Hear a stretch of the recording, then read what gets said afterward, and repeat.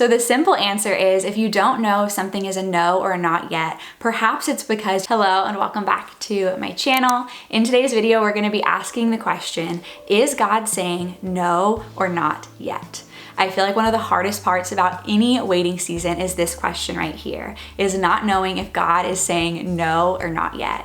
Maybe there's something that you've been praying for a really long time and you desperately wish you could know, is God saying not yet? That you just need to keep waiting and praying and trusting, but that it will happen in His perfect timing? Or is the fact that it hasn't happened yet an indication that it's not going to? Is He saying no to this particular request? Or maybe there's something in your life that God has asked you to give up and you're desperately hoping that God is going to bring that thing back into your life, but you're not sure. Is it no or is it not yet? Of course, in these situations, hearing a no from God would be hard, especially when it's for something that we deeply desire. But sometimes when we're sitting in that uncertainty of the not knowing, it feels like it would almost be easier to hear that no, because then we could at least try to get ourselves to stop hoping for that thing or investing energy into that thing that we don't even know if it's going to happen.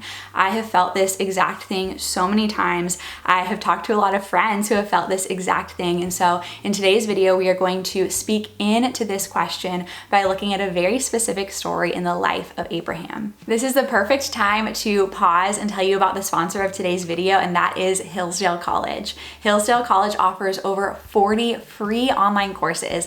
I'm currently taking their Genesis story course as I am reading through the book of Genesis for my personal quiet time, and I cannot even tell you what a gift these courses have been to my Bible study. They are so well done, so insightful and engaging, and every single course I've taken from them has taught me something new and has helped me to understand more the context of Scripture, including my understanding of the story that we're going to unpack today. I personally love their courses on theological topics. Their Genesis story course, Exodus story, ancient Christianity, one on the life of David, C.S. Lewis on Christianity, but they also have a ton of other free courses on a range of other subjects as well. My husband is actually currently taking classes to get his pastoral license, but whenever he has a break from one of those classes, he takes one of the Hillsdale courses just for fun because he's learned so much from them. We're both huge fans. It is truly wild to me that these courses are free, and if you are wanting to deepen your understanding of Scripture, I cannot recommend them enough. Take advantage. You can join me now in taking the Genesis story course or any of the other free Hillsdale College online courses. Go to hillsdale.edu/Kaci. I'll have that down in the description as well. Again, there is no cost. It's super easy to get started, and you can also go at your own pace. So again, that is hillsdale.edu/Kaci, and a huge thank you to Hillsdale for working with me on today's video. Before we get into it, if you haven't already, please be sure to subscribe to my channel.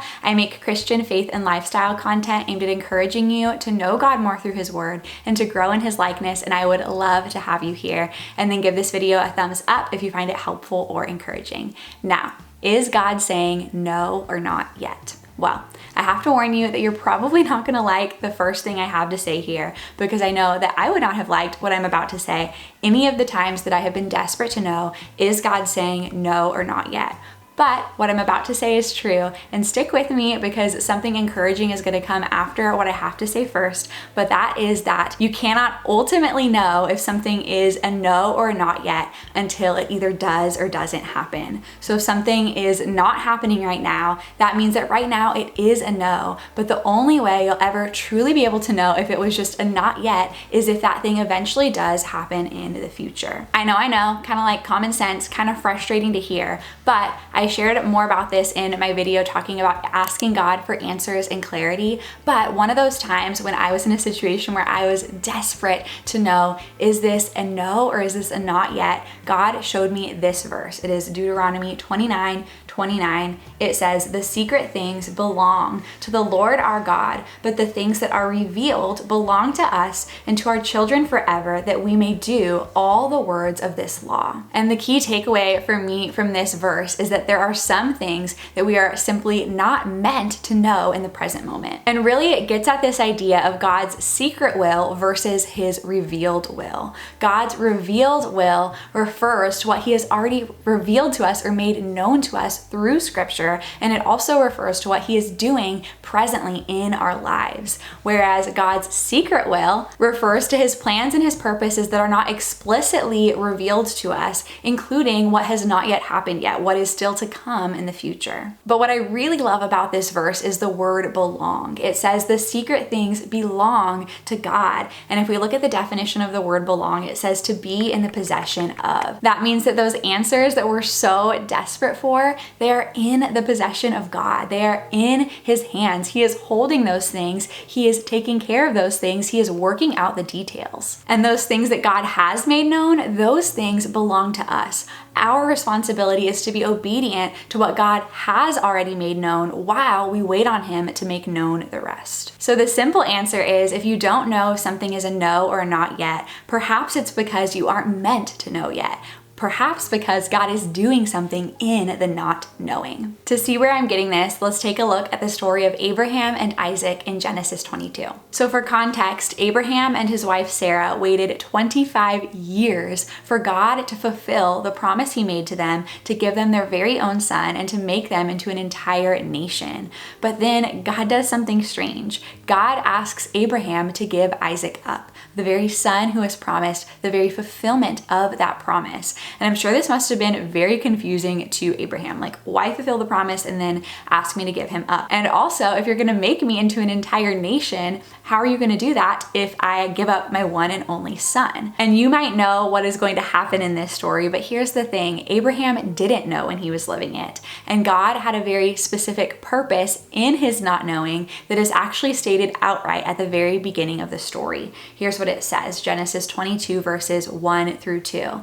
After these things, God tested Abraham and said to him, Abraham, and he said, Here I am. He said, Take your son, your only son Isaac, whom you love, and go to the land of Moriah, and offer him there as a burnt offering on one of the mountains of which I shall tell you. And so the purpose we see here right at the very beginning of the story is it says, God tested Abraham. And I think we'll find the same in our periods of not knowing and waiting as well, is that God often uses the waiting to test our hearts in several different ways. The first way we see here from this story that God tests our hearts in the waiting is this. He tests our hearts to see, will we be obedient to what God has asked us to do, even when it doesn't make any sense? As strange and even morbid as this request that God gave to Abraham was, Abraham obeyed. Genesis 23:3, it says, So Abraham rose early in the morning, saddled his donkey, and took 2 of his young men with him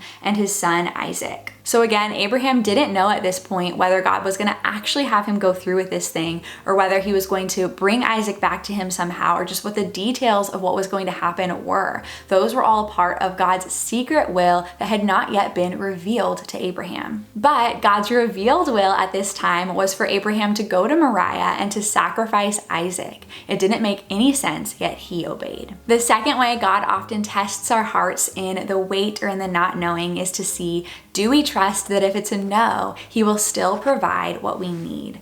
Moving on in this story, Genesis 22 verses 7 through 8, it says, And Isaac said to his father Abraham, My father. And he said, Here I am, my son. He said, Behold, the fire and the wood, but where is the lamb for the burnt offering? Abraham said, God will provide for Himself the lamb for a burnt offering, my son. So they went, both of them, together. I'm sure to Abraham, the thought of giving up his son was absolutely unimaginable, but we see here that Abraham trusted that even if God asked him to go through with this, even if God asked him to actually sacrifice Isaac, that God was able to provide in some other way. Now, Abraham's situation is a little different than a lot of our situations because God had made the explicit promise to Abraham back in Genesis 21:12 that it was through Isaac would come the blessing and the covenant. So most Bible scholars believe that Abraham probably figured that even if God did have him follow through and sacrifice Isaac, that He would bring him back somehow. When God asks us to give something up, we don't have this certainty that that specific thing is going to be brought back into our lives. He may actually be asking us to give it up for good, or He may bring it back into our lives at some point. We won't know until reality unfolds. But do we trust Him enough to know that even if it is a no, He will still provide what we need?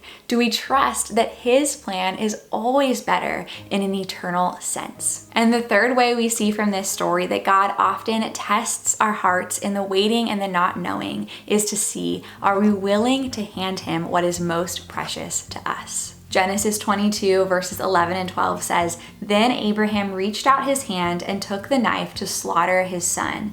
But the angel of the Lord called to him from heaven and said, 'Abraham, Abraham.' And he said, 'Here I am.' He said, 'Do not lay your hand on the boy or do anything to him, for now I know that you fear God, seeing you have not withheld your son, your only son, from me.'" So spoiler alert, God doesn't actually have Abraham go through with sacrificing Isaac, but he has him go all the way right up to the point where he is about to, in order to test his heart to see, was Abraham willing to give to God that which was most precious to him. The reality is, many of the things we desire in this life are not biblical promises to us, even if they are biblically good things. Now, this doesn't mean that those desires aren't going to be fulfilled. Oftentimes they will be, and they are. But I think sometimes God uses the wait and that period of not knowing to test our hearts to see, are we clinging more tightly to the gift or to the giver? And are we willing to surrender the things we want most to Him? So is God saying no or not yet? The answer is God will make that clear in His perfect timing. And while we wait, our job is to obey, it's to grow in trust, and it is to make God, not anything else, our most precious thing. I would love to hear from you down in the comments. What has God made clear that you need to obey Him in, even as you wait on Him to make clear the rest?